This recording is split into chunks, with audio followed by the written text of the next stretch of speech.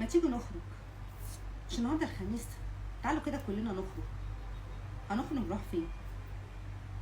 هنخرج بره الكومفورت زون. انت جايه تهرجي؟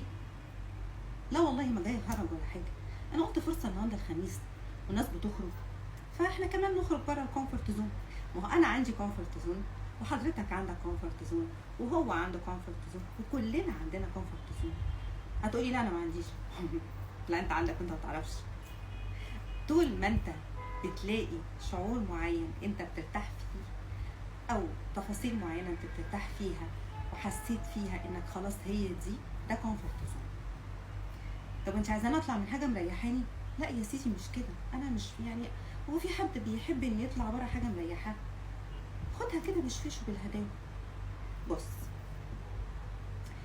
انك تطلع بره الكومفورت زون بتاعتك زي ايه؟ زي مثلا لما انت تتعامل مع ناس هما كانوا دايما بيأذوك،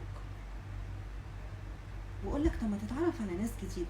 تقولي خلاص بقى، ما انا عرفتهم وعرفت اذاهم وعرفت شرهم وعرفت اخرهم ايه، هتعرف بقى على ناس جديده وممكن يطلعوا حلوين يطلعوا وحشين. لا لا لا لا لا لا، اللي نعرفه احسن من ما نعرفوش. هي دي، اللي نعرفه احسن من ما نعرفوش. الجمله دي كومفورت زون. شفت بقى؟ موضوع سهل. انت عارف اللي نعرفه احسن من ما نعرفوش ده ساعات كتيره قوي بنكتشف ان اللي احنا كنا فاكرين ان احنا عارفينه نطلع في الاخر ما نعرفوش. يا عم بس خلينا ساكتين. ايوه طبعا، ما هي المواقف هي اللي بتبين الناس. انت ممكن تعاشر واحد 10 سنين 20 سنه، بس ما مرش بينكم مواقف حقيقيه تخليك تعرفه بجد. لما يمر موقف تعرف ساعتها انت كنت عارفه ولا ما تعرفوش، انت كنت مقيمه صح ولا لا. طب يا ستي، يعني انت عايزاني اسيب المنطقه اللي انا مرتاح فيها واروح حاجه انا ما اعرفش عنها اي حاجه؟ ما هو البني ادم لو بيصبر، البني ادم مننا بيخاف من التغيير. على قد ما هو بيزهق وبيمل، على قد ما بيخاف من التغيير، وبيخاف من المجهول، وبيخاف من المستقبل، مع ان ده كله بايدين ربنا سبحانه وتعالى. بس هو حضرتك يعني لو اتعرفت على شويه ناس جديده، مش لازم على طول تعتبرهم صحاب، اعتبرهم زملاء، اعتبرهم اصدقاء مكان، اعتبرهم اصحاب قهوه. مش لازم يبقوا اصدقاء يعني. ما هو الصديق ده ما بنختاروش غير بعد عده تجارب ومواقف اللي نقول عليه ده صديق ويبقى احسن من مليون اخ.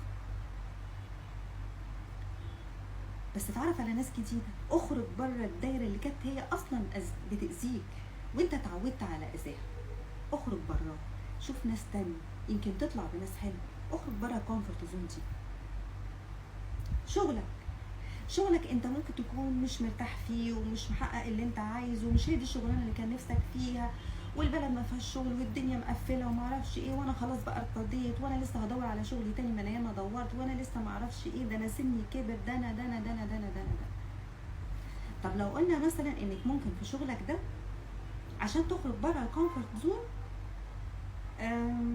ممكن يا سيدي بدل ما تسيبه خالص تحاول تجدد من نفسك في الحاجة اللي كنت بتعملها.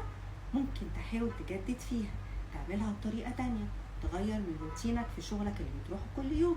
ده في حد ذاته خروج من الكومفورت زون. الترند بقى اللي ماشي، اخرجوا كلكم بره الكومفورت زون، دور على شغفك، اجري ورا هدفك، حقق حلمك. ده كله كلام عظيم وجميل، بس انا بتفاجئ ان الناس من كتر ترندز اصحى من الليل انا سبت الشغل. ليه؟ ما انا قررت بقى ان انا هروح اشتغل مطرب. هو انت صوتك حلو؟ انا صوتي حلو. طب انت اتدربت؟ طب انت تعرف مؤلفين، تعرف منتجين، تعرف ملحنين؟ لا لا لا لا، ما السوشيال ميديا مليانه، انا هطلع اغني كده وانا عارف نتيجه. طب سبت شغلك ليه؟ يا ستي خلي شغلك يصرف على اللي انت هتعمله لحد ما تلاقي نفسك فيه تمام، وبقى سيب شغلك. بس في البدايه حاول تطور نفسك جوه شغلك اللي انت مش حابه عشان تخرج من الكومفورت زون دي. طور من نفسك في شغلك اللي انت مش حابه. واحد تاني يقول لي انا هتعلم برمجه. كل الناس دلوقتي ده الاتجاه العام البرمجه. طب هو انت طول عمرك كنت غبي برمجه؟ طيب ممكن نقول برضو ان في ناس ما بتبقاش عارفه هي بتحب ايه او ينفع تنجح في ايه او ايه هي شغفها، لحد مثلا ما بتلاقي لمبه نورت كده، يا حد نورها لها هي اللي اكتشفتها من نفسها. فممكن حد سمع عن البرمجه دي وكان هي دي الحاجه اللي في دماغه بس ما كانش عارف يوصل لها بالظبط، فلما عرف مشي فيها وتمام. كان في واحد بيمشي وراها لان ده ترند، ده ترند، ده اللي هيكسب فلوس. انت دماغك تمشي مع يعني في الجزئيه دي. انا واحده من الناس دماغي عند الارقام بتعمل ايرور، في ايرور بيحصل كده مع الارقام. يعني ما بستظرفش اذاكر يعني اذاكر، كنت اذاكر رياضيات بس مش بحبها، مش بتاعتي. احب اللغات ومش فيها جدا. فكل واحد ليه الحته بتاعته، ليه الحاجه اللي بيعرف يعملها. عشان هو ترند انا همشي وراه. انا لما اشتغلت لايف او لما قلت هعمل لايف كوتش، عملت لايف كوتش ايه ده؟ على فكره كان بره الكومفورت زون بتاعتي، لان الكومفورت زون بتاعتي كانت شغلي العادي اللي انا بروحه كل يوم. ان انا اشتغل لايف كوتش، انا لقيت الناس بترتاح انها تتكلم معايا وتحكي لي. اصحابي كلهم بيعتبروني انا الصندوق الاسود بتاعهم. طب ما انا اعمل الموضوع ده بشكل احترافي شويه، احاول اثقله شويه.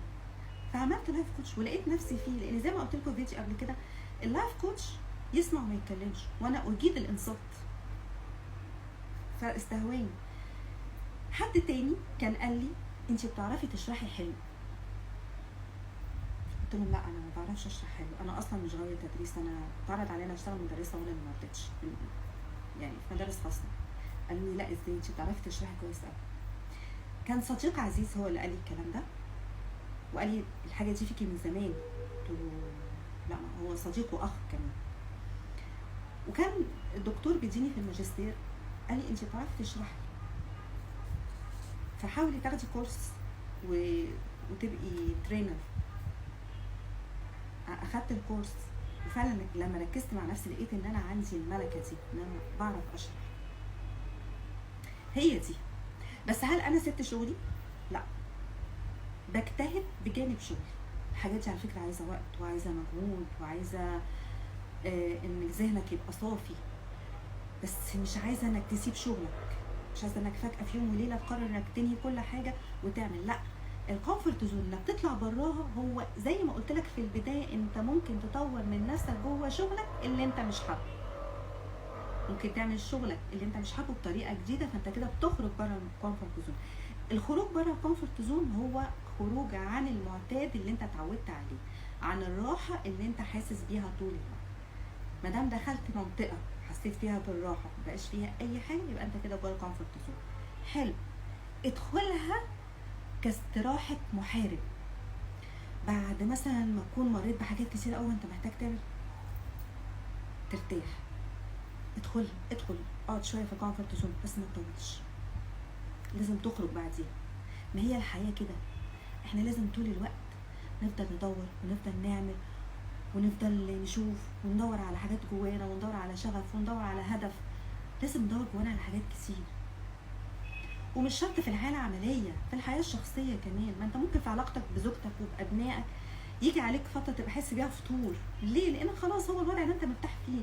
لا، اول ما تحس بفتور حاول تخرج منه مع مراتك وولادك، حاول تجدد، حاول تشوف ايه اللي ممكن يساعدك ويساعدهم. حاولوا تخرجوا بره الكومفورت زون بس بالعقل، ادخلوا فيها عشان تريحوا شويه من تعب الحياه، وخرجوا منها بسرعه عشان تكملوا، عشان تواجهوا اللي جاي وانتوا مستعدين. وكده اكون خلصت الفيديو بتاعي، وعايزاكم تقولوا لي مين حابب يفضل في الكومفورت زون وليه، ومين حابب يطلع منها وليه. واشوفكم في فيديو جديد.